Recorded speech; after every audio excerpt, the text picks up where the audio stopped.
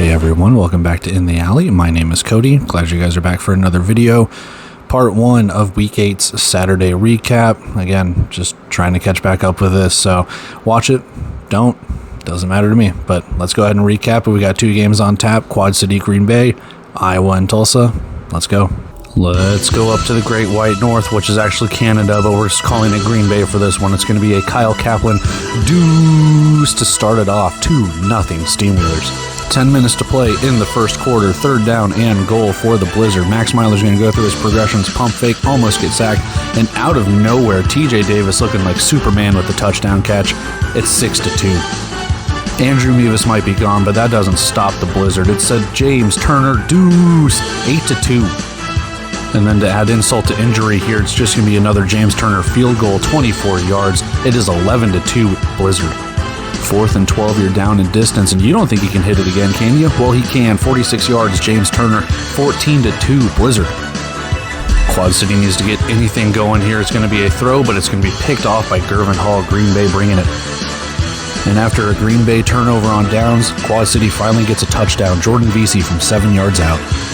And with 2 minutes to play in the first half, it's Kyle Kaplan hitting his second deuce to make it 14-11. Here we have the 1 minute warning, still a 3-point lead for the Blizzard. Myler sends his men in motion, takes the snap, goes through his progressions, heaves it into double coverage. It's tipped and caught by Lowell Patron. Going to the third quarter now, Demery Croft facing a 3rd and 4 with the Steamwheeler offense, sending his men in motion. He's going to drop back, he's going to look, and it's going to be picked off by Isaiah Jacobs. Green Bay is just rolling. 3rd and 8 for the Blizzard. Myler sends his men in motion, and it is just a quarterback draw up the middle, bouncing off of defenders. He goes in, 27-11 Blizzard. After a missed Quad City field goal, TJ Davis is going to run this one after catching one from earlier in the game. 2 touchdowns for Davis. Steamwheelers needing anything to happen here. DeQuan Neal now in at quarterback. He's going to throw a 9-yard out route to Jordan Vesey to try and get some points. After a Kyle Kaplan deuce, 34-19, and Kaimani Clark's going to extend that lead after bouncing off defenders and going in. Less than 7 to play, 3rd and 1. Kaimani Clark, 27 yards out, breaks a tackle. He will not be stopped on his way to the end zone. And like usual, just kind of a garbage time touchdown. It's a 6-yard Demery Croft touchdown rush. It doesn't matter. 47-25, Blizzard take this one. Another Eastern Conference matchup, Iowa taking on Tulsa. The Oilers on a 3rd and 1 inside the 5-yard line. Edwards is going to take this in from 4 yards out, touchdown Tulsa. A little further on down the road, 5.5 to play here. Edwards sends his men in motion, finds Cole Blackman in the end zone. It's another touchdown for Tulsa. Ensuing possession for the Barnstormers, Cahoon is going to find Keyshawn Taylor in the back of the end zone to cut into this deficit.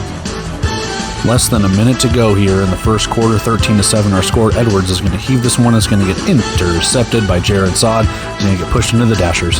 First play of the second quarter here. It's going to be a quick little pass to the flat. It's going to be Jalen Bracey with an amazing one-handed catch and an even better run. It's a 17-yard touchdown pass. Not to be outdone, though, TJ Edwards doing what he does best, a 1-yard touchdown rush right up the middle. Oilers take the lead back. 3rd and 10 for Iowa as they try to get back into this one, and it's going to be James Cahoon getting sacked by that Oiler defense. Very next play here, it's going to be Gabe Rui from 48 yards out. It's going to be 19-17. 2.5 to play here in the first half. 3rd and goal for the Oilers. It's going to be Edwards finding Cole Blackman back of the end zone, 26-17. Under the 1 minute warning, Iowa trying to get anything to happen, and it won't. It's going to be picked off by, again, that Oiler defense. 12 seconds to play, 3rd down and 10, and it's going to be Edwards finding Cole Blackman, and he makes another spectacular catch for a touchdown, 32-17. And we have the final play of the first half. It's going to be a kickoff, so you know what that means, something good or something bad. And this is something bad for Iowa. It bounces over Kean Williams' head as he is tackled in the end zone for a rouge. Second half here, Oilers with the ball, 33-17. Hassan Rogers is going to extend that lead as he reaches over the goal line and in. You be the judge here. 2nd and 17. James Cahoon is going to be sacked, but they're going to call him down at the 1. From the 24-yard line of the Barnstormers is going to be Edwards throwing to the flat. It's going to be Hassan Rogers, not touched by 1, 2, 3, 4 guys. Touchdown. Crazy turn of events here. Under 5 to play. James Cahoon is just going to throw this one deep into coverage. It's going to be picked off by Ramon Morris. He's going to look to return it. The ball's going to pop out, and Iowa is going to recover it. And Iowa will use that and capitalize on a touchdown here. Jalen Bracey running the ball, Start of the fourth quarter here, and it's just going to be a simple little pop pass, and it's going to be Juju Augustine with the touchdown. It is 54-23. Ensuing possession for the Barnstormers is going to be Cahoon finding Keyshawn Taylor again in the end zone for another touchdown. Iowa goes for an onside kick, and they recover, and this is the fruit of that labor. It's going to be James Cahoon tossing this 36-yard touchdown pass to Kean Williams. Iowa forces a 3-and-out, 6.5 to play. It's going to be Raheem Harvey on the receiving end of this touchdown pass as Iowa gets in. Kind of have a little bit of a game now, but Tulsa will kind of shut the door here. TJ Edwards from 4 yards out to score this touchdown. But on the ensuing kickoff, the door that was once slammed shut is going to be kicked wide open. Kean Williams is going to take this from goal line to goal line. This is going to be a 50-yard kickoff return for the Barnstormers. Under a minute to go here. It's 4th and 8, and it's going to be Edwards getting picked off. Jared Sod with his second of the game, and this is going to be a big return here. Now, they can't recover the onside kick after this, but it's going to be 62-57. All right, so we've seen the highlights. Let's take a look at the recaps. Starting with the first game, Quad City and Green Bay. Stats over the face. Let's talk about this. Let's also talk about some of the notes and things like that. 47-25 is our final. Green Bay takes the victory. Game leaders, not a good passing day for Quad City. 7 of 20 passing, 49 yards for Demery Croft. 1 touchdown, 2 interceptions. Daquan Neal did have to come into the game kind of in the second half there to either try and get back into it or whatever the case could be. Croft is your leading rusher, 21 yards on 5 carries, 1 touchdown, and Jared Ware is your leading receiver, 4 catches for 30 yards. On the Green Bay side, Max Myler, 13 of 24, 144 yards, 3 touchdowns, no interceptions.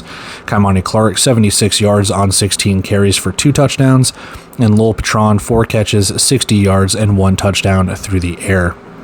Taking a look at the team stats on the right side, just kind of working our way down. Not a good day for 3rd downs or 4th downs for Quad City. 50% for Green Bay, so that's admirable. I mean, if you're doing better than 50%, that's good. If you're doing worse, not as good. 50%, 1 for 2 on 4th downs for Green Bay. They didn't really have to go for it on 4th downs too much. Total yards definitely favored the Blizzard. The offense just was stuck in the mud for Quad City. 123 total yards for the Steamwheelers, and again, 9 of 25 passing. So it was 2 of 5 for Daquan Neal. 2 interceptions for Demery Croft. It was not a good day at the office for Quad City. Only 58 yards rushing. Green Bay's defense stood tall. Forced turnover on downs, missed field goals, whatever the case could be. Speaking of, kicking and stuff like that, James Turner, they've already found another kicker since Andrew Mevis has been gone, and James Turner, he's fitting that bill. 2 for 3 on field goals, a couple of deuces, and that's a really good game for them. Green Bay needed this victory, and they got it. Penalties, working our way down here. 7 total penalties, so not a lot of flags being called or not a lot of penalties being accepted. Just the 2 turnovers for Quad City. Honestly, I think a lot of the huge turning point in this game for me is from the end of the first half to the second half. Green Bay scored 20 unanswered points, and I think obviously they won by 22. That is something, in my opinion, that just Quad City can never come back from. And once the offense was just kind of stuck in neutral and they had to have Daquan Neal come in, you just kind of knew the game was in hand for Green Bay. And it raises another question for me, and obviously we'll talk in week 9. I don't know why they had Daquan Neal come in, if he is hurt or if that's what the rumor is or whatever the case could be. That's just something that I don't understand. Like, the game's already kind of over, and then you're having Daquan Neal come in to throw a touchdown and play a little bit, and then Demery Croft comes back into the game. Like, I don't know. It's just a weird coaching move, in my opinion. But yeah, James Turner, a really good kicking game for him. You got to take your hat off to the defense of Green Bay, the offense of Green Bay. They played really, really well. Quad City, they're no longer undefeated in this one. So what can you do for it? So with that, let's go take a look at our other recap, look at our bets, and we'll get out of here. All right, recap number 2. We've seen the highlights, everything like that. Let's take a look at the stats, kind of dive a little bit deeper if we can. Let's go. We have a 62-57 victory, and you can see the score line in the very top center. 34 points for Iowa in the fourth quarter. Otherwise, the game was well in hand for Tulsa for 3 quarters. Your game leaders, James Cahoon, 12 of 26, 160 yards, 5 touchdowns, 2 picks. Jalen Bracey, your leading rusher for Iowa, 3 carries for 5 yards, 1 touchdown. Kean Williams, 4 catches, 79 yards, 1 touchdown through the air. He did have the kick return touchdown as well. TJ Edwards, 11 of 16, 130 yards, 5 touchdowns, 2 picks. Edwards, your leading rusher, 17 carries, 43 yards, 3 touchdowns. And Cole Blackman, your leading receiver, 3 catches, 3 touchdowns, 31 yards through the air. So each catch was a touchdown. Team stats, this was not a good game for Iowa until it kind of was. Only 9 first downs, 2 for 6 on third down, and 0 for 1 on fourth. Combine that with Tulsa, or compare it to Tulsa, 21 first downs, 7 for 9, and yeah, they didn't get fourth downs, but they didn't really need to until kind of the very end there, I guess. Taking a look further down, of course, Tulsa's going to beat them. Total yardage, passing yards, Iowa had to pass, that's all they do. Rushing yards, it's well in Tulsa's favor. They only rushed the ball 4 times. Ugh. 1 for 1 on field goals, and I know, I'm sorry. There's not really much else I can say for the people that are Iowa fans. I do apologize, because I don't want to crap on certain teams, but Iowa is just literally making no attempt to say what they are. And then once they get found out, it takes them 34 points in the fourth quarter. So I try not to get on my soapbox about it, but there's only so much you can do when you're like, well, they didn't pass the ball. So I'm sorry. I do apologize. I feel like I'm beating a dead horse when I talk about this stuff. Looking back to the team stats, though, it's 10 total penalties for both teams, less than 60 yards, or a little over 60 yards, and then 5 total turnovers. I mean, kind of a typical day when it comes to the turnovers. Actually, Iowa winning the turnover battle when it comes to that. Some stats, or like some key things here. Again, 34 points in the fourth quarter for Iowa. But a lot of it, like the final 14 points, or 12 points, the final 12 points, the Kean Williams kick return, the Jared Sod pick 6. And without that, it's 62-43. But then you get the onside kick recoveries and everything like that, or the fourth down, turnover on downs and what have you, to get Iowa back into this game. Because like I said, otherwise, at what point it was Sheldon Augustine 54-23 after he caught a touchdown. So, and even in there, partway through the game, there should have been a safety probably called. They called him down at the 1, but, I mean, we don't know. Yeah.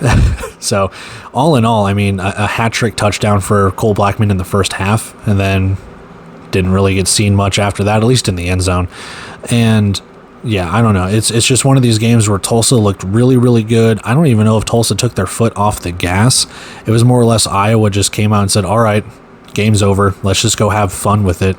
And that's where we had it, and I don't know. Iowa still has not put 4 quarters together. Tulsa maybe has. I'm pretty sure they have, but I don't know. Iowa's got to figure something out here. It's not good for them. Tulsa, I mean, like I said, we're in week 10 right now as I'm recording this, and we know what happens with Tulsa in week 9. So, yeah, Tulsa needs to get it together. They did. Iowa, so I know, hindsight, it sucks to try and recap this knowing what we know the week after and what have you. So, yeah, bear with me on that. But let's go take a look at our bets and get out of here. No, we didn't even come close to winning this bet, and yeah, Quad City took one on the chin there. Just another game where Iowa has a backdoor cover and they score all of their points in the fourth quarter and think that they can make a run at it. So, nope, not this time. And that is it for the Week 8 Part 1 recap of the Saturday games. Part 2 will be coming out momentarily. Got to edit and get all of that stuff done when I find time for it. But as always, appreciate you guys taking the time to watch this. I know it's weeks ago, so maybe it's just a refresher for some people or whatever the case could be, and that's perfectly fine. But yeah, if you want to, like, comment, share, subscribe, whatever. Doesn't bother me one bit.